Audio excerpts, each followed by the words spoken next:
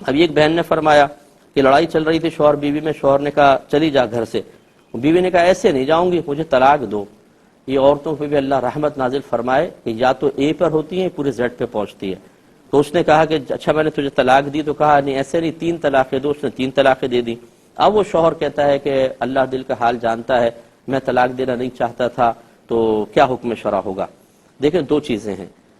اگر تو شوہر طلاق کا بالکل انکار کر رہا ہے کہ میں نے تو دی ہی نہیں طلاق، ایک تو یہ ہے۔ اگر میاں بیوی کے میں طلاق کے باب میں اختلاف ہو اور شوہر وقوع طلاق کا انکار کر رہا ہو کہ میں نے طلاق دی ہی نہیں، تو اس میں تو حکم شرع یہ ہوتا ہے کہ پہلے بیوی سے گواہ طلب کیے جائیں کہ آپ 2 مرد یا 1 مرد اور 2 عورتیں بطور گواہ پیش کریں کہ شوہر نے طلاق دی تھی۔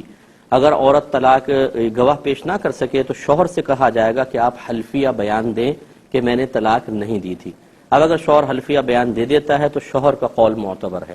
لیکن اگر لڑکی پہلے گواہ پیش کر دیتی ہے یا پھر گواہ نہیں ہے لیکن شوہر سے جب کہا کہ قسم کھاؤ تو وہ قسم کھانے سے انکار کرتا ہے، ان دونوں صورتوں میں طلاق واقع ہوگی۔ لیکن اگر گواہ نہیں ہے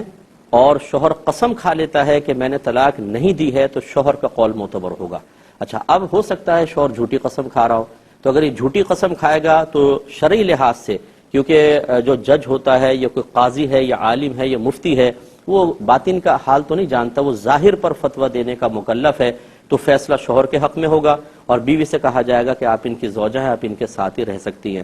تو اب شوہر نے چونکہ جھوٹ بولا ہے تو سارا وبال اس کے اوپر، اس تعلق جسمانی کا اب جتنا آگے قائم ہوگا، کیونکہ عورت 3 طلاق کے بعد اجنبیہ ہو چکی ہے، اس کو گھر میں رکھنے کا وبال شوہر پر ہے اور بروز قیامت یہ پھنسے گا۔ اور اس صورت میں بھی علماء نے فرمایا چونکہ عورت یہ جانتی ہے کہ اس نے جھوٹی قسم کھائی ہے تو جتنا شوہر سے اپنے آپ کو بچا کر رکھ سکتی ہے بچائے، یہ اب شوہر اور بیوی کے لیے لازم ہوگا۔ اور ایک چیز یہ ہے کہ شوہر کہتا ہے ہاں طلاق تو میں نے تینوں دی تھی لیکن میرا دینے کا ارادہ نہیں تھا، اللہ میرا دل کا حال جانتا ہے، اس نے بار بار اصرار کیا تو میں نے الفاظ نکال دیے لیکن میرا دینے کا ارادہ نہیں تھا۔ یہ عذر ویلڈ نہیں ہے۔ جب انسان زبان سے طلاق کے الفاظ نکال دیتا ہے، ارادہ ہو یا نہ ہو، گواہ ہوں یا نہ ہو، بیوی سامنے ہو یا نہ ہو، بیوی حاملہ ہو یا غیر حاملہ ہو، اس نے سیریسلی طلاق دی تھی یا مذاق میں طلاق دی تھی، ہر صورت میں طلاق واقع ہو جاتی ہے۔ تو لہذا اس صورت میں تینوں طلاقیں واقع ہو گئیں اور اب حلالہ کے بغیر واپسی ممکن نہیں ہے۔ اور میں بہنوں سے گزارش کرتا ہوں کہ نبی کریم صلی اللہ علیہ وسلم نے بہنوں کو، خواتین کو ناقصات العقل قرار دیا ہے، ان کی عقلوں میں کمی ہوتی ہے۔ اس کا مطلب یہ نہیں ہوتا کہ ہماری بہنوں کے اندر عقل کم ہے، مردوں میں زیادہ ہے، بلکہ یہ حدیث میں موجود ہے، سرکار نے فرمایا کہ ایک سمجھدار مرد کی عقل کو لے جانے والی میں نے عورت سے زیادہ اور کوئی نہیں دیکھی۔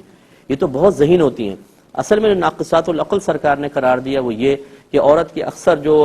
فیلنگز ہیں، جو جذبات ہیں، یہ اس کے عقلی فیصلوں پر غالب آ جاتے ہیں، یہ جذباتیت سے مغلوب ہو کر فیصلہ کرتی ہیں اور عقل پیچھے چلی جاتی ہے، اس وجہ سے انہیں ناقصات العقل قرار دیا ہے۔ میں اپنی تمام بہنوں سے گزارش کرتا ہوں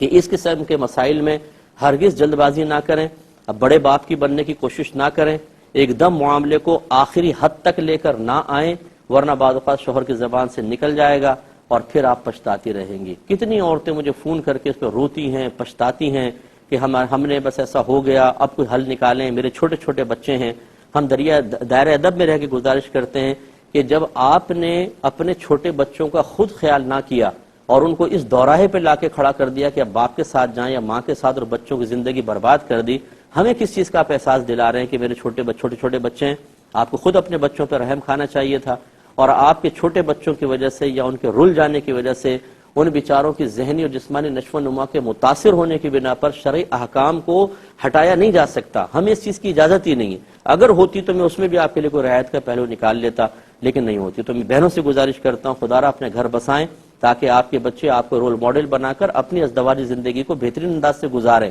ان کے لیے ایسے رول ماڈل نہ بنے کہ 2 باتوں پہ طلاقیں کر کے بیٹھ گئے تو پھر آپ کے بیٹے کیا کریں گے، آپ کی بیٹیاں کیا کریں گی، اور پھر آپ کو معلوم ہے کہ آپ کے بچوں کے بارے میں کتنے لوگ شک کریں گے کہ ان کی تو ماں طلاق لے کے بیٹھی ہے، ان کے باپ نے طلاق دے دی تھی، تو پھر یہ لڑکا بھی کہیں بیوی کو طلاق نہ دے دے۔ کتنے مسائل پیدا ہوتے ہیں اس معاشرے کے اندر۔ اس لیے میں گزارش کرتا ہوں جتنے بھی ہمارے بھائی اور بہن جن کی شادیاں ہیں، قائم ہیں، خدا را اس کو قائم رکھیں، پیار محبت کا ماحول بنائیں۔ طلاق کسی مسئلے کا حل نہیں ہوتا، یہ مطلب فتنہ ہے، فساد ہے، شیطان سب سے زیادہ اس کی خواہش ہوتی ہے کہ جدائی کروا کر اور دو خاندانوں کو اور ان کے بچوں کو خوار کروا دے. آپ ایسا ہرگز نہ کریں. اللہ تعالیٰ سمجھ کی توفیق عطا فرمائے.